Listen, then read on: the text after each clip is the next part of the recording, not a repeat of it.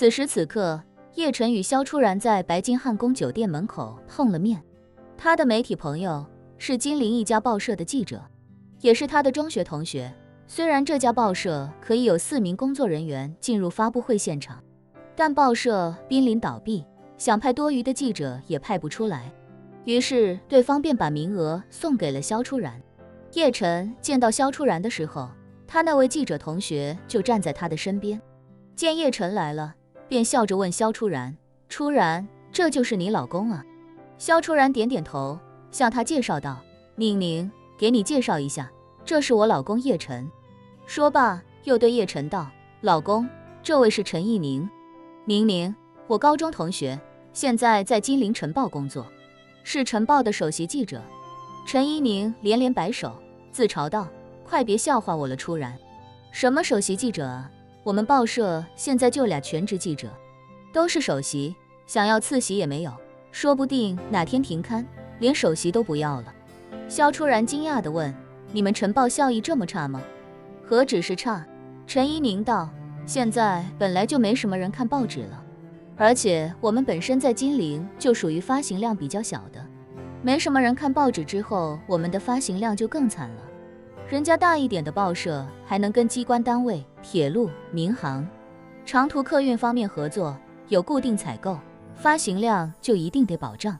有发行量就有广告收益，我们这种就不行了，没人投广告，收入低的微乎其微，再这么下去，用不了1年肯定停刊。”萧初然安慰道：“没事儿，纸媒不景气了，你就转行做新媒体呗。我看很多以前的传统媒体记者还有主持人，都自己在短视频平台搞自媒体账号，据说他们这种粉丝量一旦起来，收入还是很可观的。”陈一宁笑道：“咱俩还真想一块去了，不过我现在还在职，没法在自媒体注册账号，因为公司有规定，在职期间运营的自媒体账号所有权归公司所有，等离职了再说吧。”萧初然提醒道：“那你现在可以先利用业余时间，规划一下做短视频的内容方向，要是能自己写点脚本出来存着就更好了，等离职之后就可以立刻开始。”陈一宁惊讶地说道：“初然，你怎么这么懂短视频？有机会咱俩好好聊聊，你多给我出出主意。”萧初然谦虚地说道：“我就听别人说了点皮毛，没有什么实操经验。”陈一宁笑道：“一会发布会结束，我先回台里写稿子，晚上你要没什么事儿，我请你和你老公吃饭，咱俩到时候再详细的聊一聊。”萧初然便道：“吃饭也是应该我们俩请你才对，毕竟今天还要感谢你帮忙带我们来见世面。”陈一宁笑呵呵地说道：“嗨，我跟你说实话吧，我们领导人在外地出差来不了，特地嘱咐我想办法多找2个人把4个名额凑齐，别回头让同行看见了笑话，说我们金陵晨报连4个人都凑不出来，我还得感谢你们帮我凑人头呢。再说今晚吃饭是单位报销，我跟我领导说了，找人可以，起码要管1顿饭，他同意了，我到时候开张发票报销就行。”说着，陈一宁不等萧初然表态，便开口道：“初然，时间差不多了，咱们先进场吧。”“好。”萧初然也没再多客气，便与叶晨一起跟着陈一宁来到发布会的入场处。快到入场处的时候，叶晨从口袋里掏出一个口罩，又递了一个给一旁的老婆萧初然，开口道：“老婆，咱俩还是戴上口罩吧，毕竟咱俩都不是真的记者，别回头被人认出来了。”由于这次发布会是安家和叶家20年来第1次合作，外界的关注度本来就很高，叶晨相信破青会的人也肯定会关注这场发布会，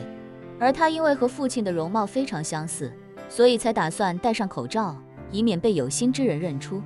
萧初然不知道叶晨的真实目的，但觉得叶晨说的也很有道理。金陵本来就不大，说不定还会碰见别的熟人，万一让熟人看到自己冒出媒体记者混进发布会现场，确实有些不太好看，戴上口罩就可以避免这个麻烦。于是夫妻2人各自戴了一个口罩走进会场。此时的发布会现场已经人满为患，到处都是媒体记者和摄影师。陈一宁带着夫妻2人找到了金陵晨报的座位区域，三人便并排坐了下来。陈一宁低声跟萧初然介绍道，今天这次发布会真是大阵仗，国外的媒体也到了很多。萧初然点头说道，这次发布会的2个家族来头都很大，媒体肯定有多关心他们到底要合作什么项目。陈一宁摆手道，其实远不止这么简单，我之前研究过这2家的恩怨，这2家以前是亲家，你应该知道吧？知道。萧初然道，你也看到我一些八卦文章说他们以前是亲家，但是后来闹翻了，好像是安家指责叶家害死了他们的女儿。对。陈一宁道，其实20年前叶家的2少爷和安家的大小姐都双双遇害，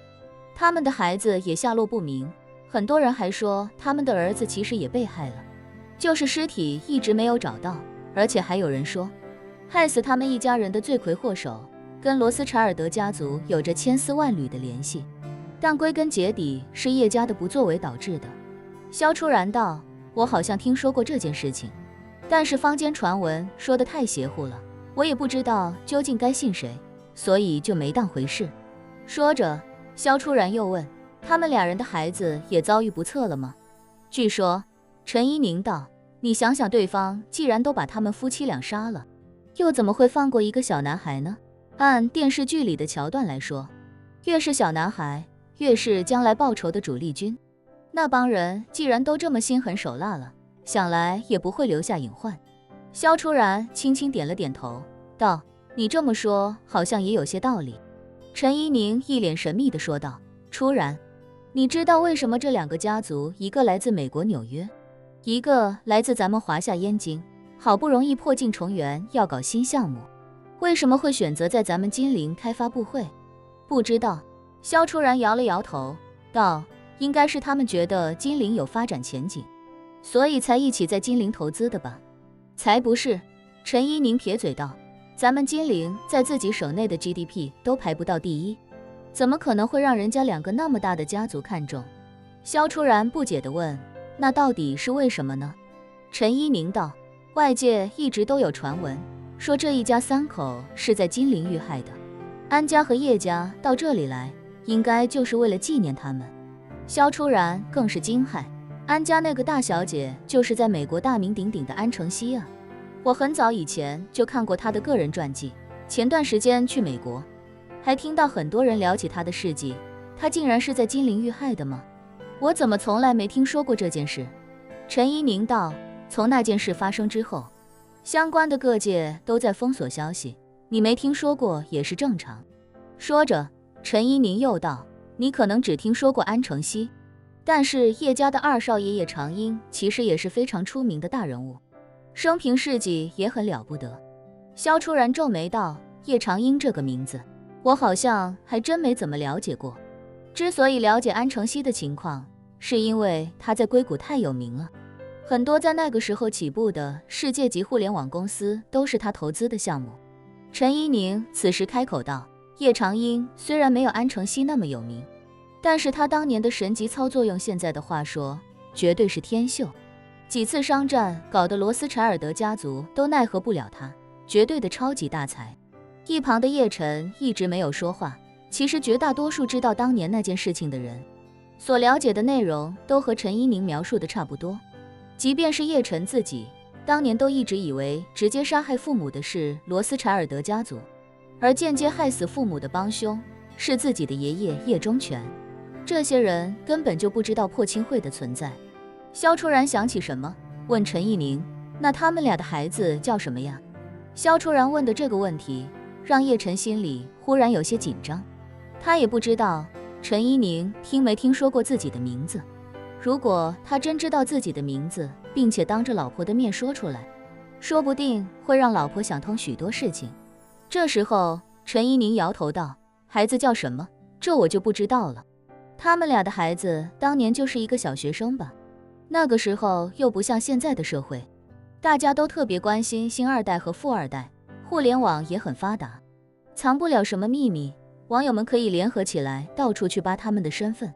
当年这些大家族的小孩子还是被家族保护得很好，外界不仅没有他们的影像资料，就连他们的姓名都不清楚。说着，陈一宁又问，你关心这个干嘛呀？都是失踪20年的小孩子了，是生是死都还是未知数呢。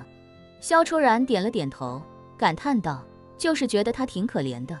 如果他已经遇害了，那就更可怜，这么好的出身，却这么早就夭折，还不如生在普通人家，健健康康、平平安安的过日子。陈一宁点头说道，他要是还活着，那就是一落民间的超级大少爷。要是他看到这场发布会过来认亲，这两家人一定会把最好的都给他，那就一下子原地暴富了。正说着，现场忽然响起一个女声，提醒道，各位媒体朋友们，请尽快落座，尽量避免喧哗，我们的发布会还有5分钟就将正式开始了。